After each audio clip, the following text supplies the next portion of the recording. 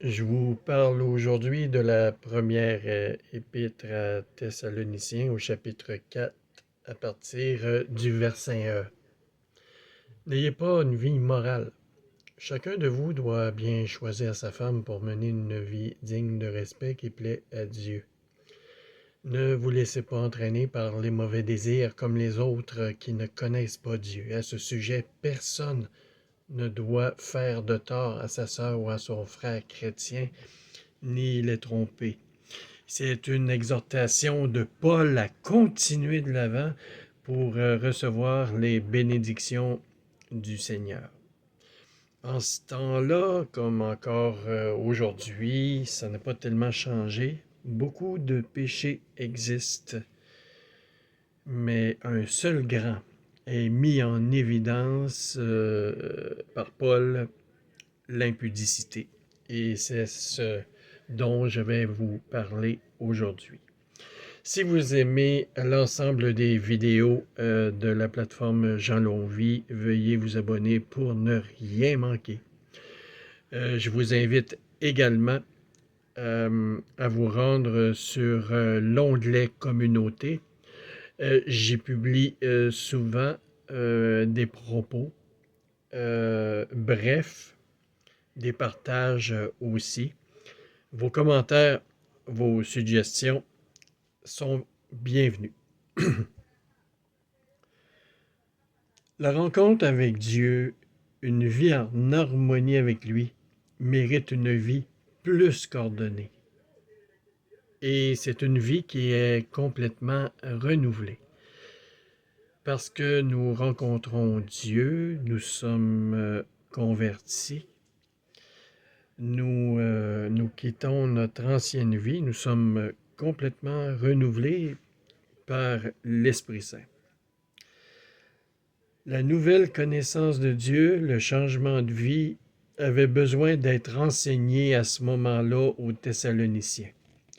La conduite des mœurs menée par le diable, l'esprit du monde, encore aujourd'hui, les chrétiens sont mal pris dans les pièges du monde, les pièges de l'impudicité et différents courants de pensée, de morale étriquée, de toutes sortes d'influences, de convoitises, des pratiques impudiques sont souvent exercées. Les médias sont omniprésents dans chacune de nos vies et plus depuis que Internet existe, depuis à peu près une trentaine d'années, pour de l'argent par rapport de gains et se tirer d'affaire facilement.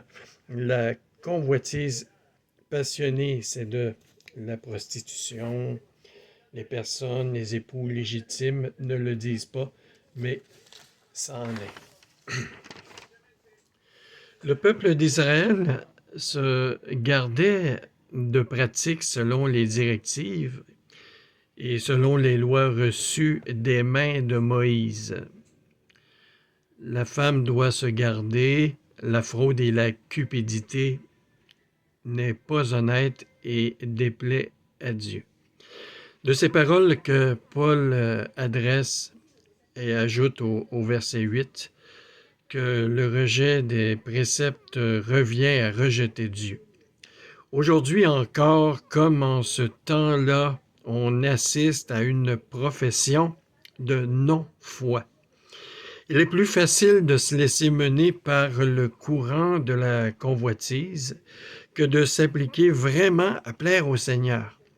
On dira donc que c'est des inventions, que les choses spirituelles s'adressent aux gens faibles. Nous ne nous soucions pas de plaire à Dieu et être prêts pour le jour où il viendra. De plus, si les chrétiens savaient vraiment l'apport de la puissance de l'Esprit Saint dans leur vie, ils mettraient plus de zèle à s'appliquer. Dieu n'est pas assez aimé. Nous sommes arrogants, nous sommes égoïstes, nous ne disons pas que Dieu, dans sa grande miséricorde, nous laisse libre arbitre. L'homme a été créé mortel, le premier Adam, mais peut accéder à la vie éternelle par Jésus-Christ, qui est le dernier Adam. Alors les églises n'ont pas habitué les fidèles à lire les Écritures, les laissent à eux-mêmes en ne connaissant pas l'essence de leur vie spirituelle.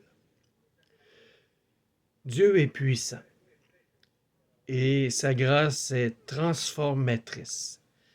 Et les gens se demandent tout de même quels sont les commandements de Dieu, ne croyant qu'à la loi civile, de croire que le plus grave, c'est tuer quelqu'un, et que le fait de ne pas le faire n'est pas grave, que le reste est une question personnelle.